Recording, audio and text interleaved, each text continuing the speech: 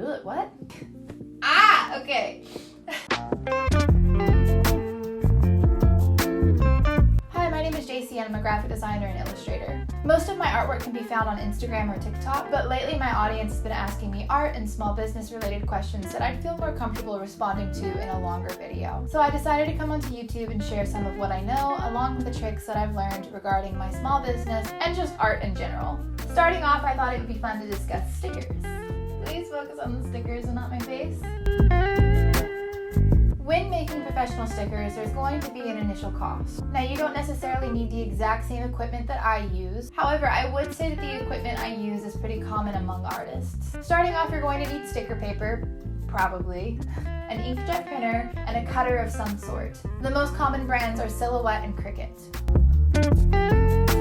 I have been through so many types of paper that the brand that I find works best for my business is the Paper Studio Printable Vinyl. This is what the packaging looks like, and you can find it at Hobby Lobby or online. This paper is water resistant, it peels beautifully, and it doesn't rip very easily. The only downfall to this paper is that it does curl when you take it out of its packaging. Curling upon printing is problematic because what happens is when you feed the paper into your printer, it could curl at the end just as it's getting to your rollers. If that happens, it could curl and bend underneath those rollers, which can lead to offset printing and just an absolute ink mess. To resolve this issue, just treat the paper like a crinkled up dollar bill that you're trying to force feed into a vending machine.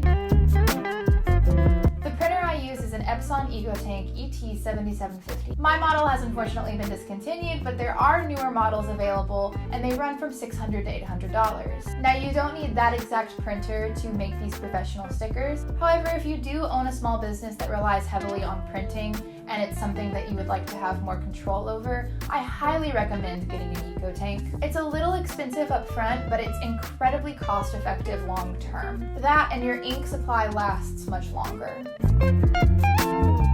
I have had both Cricut and Silhouette cutters, and let me tell you, they're both a pain in the ass. My current monster machine from hell is a Silhouette Cameo 4. You can get this online or at most craft stores, and they run from $300 to $400. Find it, buy it, suffer.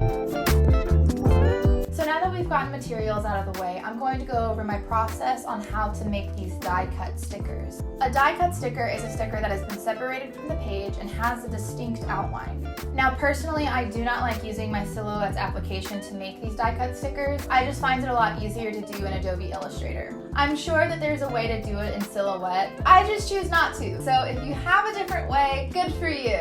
Go crazy, go crazy. So now I'm going to move on to show you how to build those die-cut stickers in Adobe Illustrator. In Adobe Illustrator, open an 8.5 by 11 inch document. Place the image that you would like to make stickers out of and duplicate it. Go to Image Trace, and once the image trace is complete, click Expand. Then go up to Object, Ungroup. You may have to click this multiple times. Just click it until Ungroup has been grayed out. Then go in and delete the background.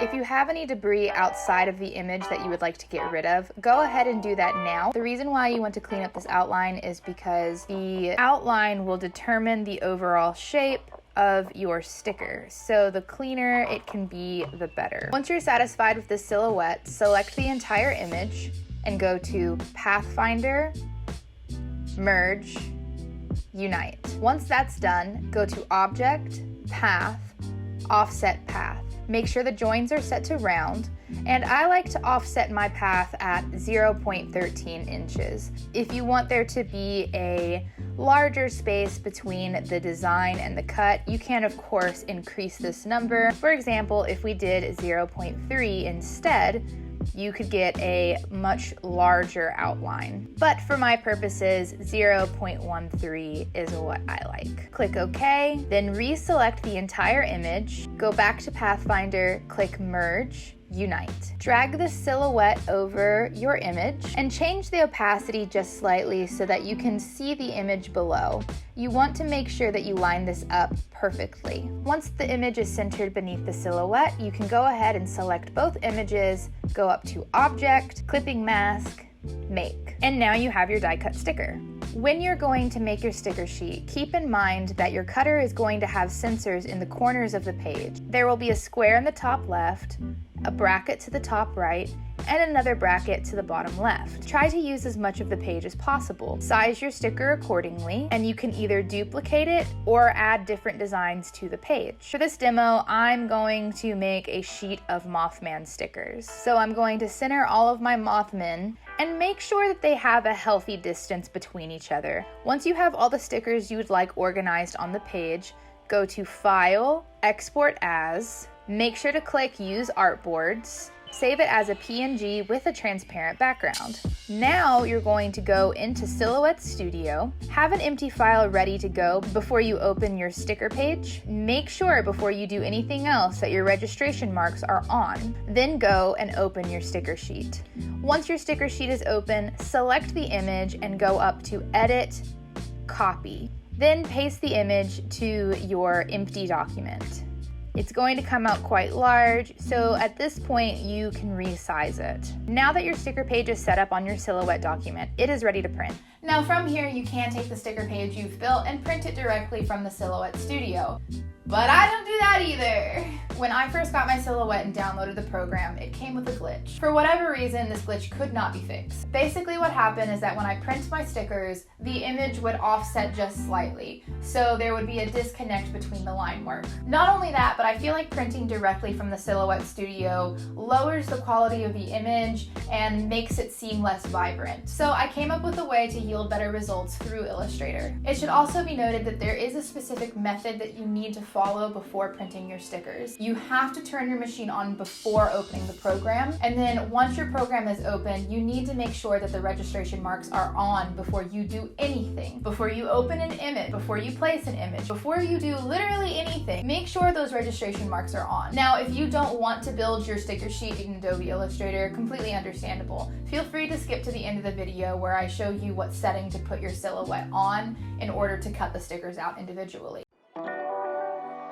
Once your image is printed, go ahead and scan it into your computer. Make sure that it is at 300 dpi so that it is a full resolution image. Once the image is scanned, place it into your Illustrator document and set it to the back layer. Line up the corners of the scanned document with the corners of your Illustrator document. You can create these sensor marks using the rectangle tool and the pin tool. They don't have to be exact, but try to get as close as possible. For these corner brackets, I like the weight to be set at 2 points. Once you finish making the sensor marks, go ahead and select all of your Illustrator images and line them up with the printed images. You want to make sure they are all selected and they're all moving at the same time because they match up with this printed document. You just might need to adjust them a little bit, whether it be position or size. What's also helpful when lining these up is changing the opacity, because you can see some of the image beneath and you can line it up with the image above. What I actually like to do at this point is to add a background to the stickers. But if your stickers do have a background color, you may want to do this just to avoid any thin white line that could be around your sticker upon cutting. From here, you can print directly from Illustrator. Make sure the quality is set to best and photo matte paper. Now, your printer might not have the exact wording photo matte paper, but it should at least have a matte paper option. Choose whatever sounds best in your matte paper option. Once your sticker sheet has been printed, whether it be through Adobe Illustrator or the Silhouette Studio, go ahead and go up to Send. To have your machine cut these out as individual stickers, you'll need it to be set to cardstock adhesive backed. Once that's done and you've loaded your mat, you're ready to send it and cut your stickers. If your cutter is on an unstable surface, you may want to lift the cutting mat so that the sensor can properly read the block in the top left corner.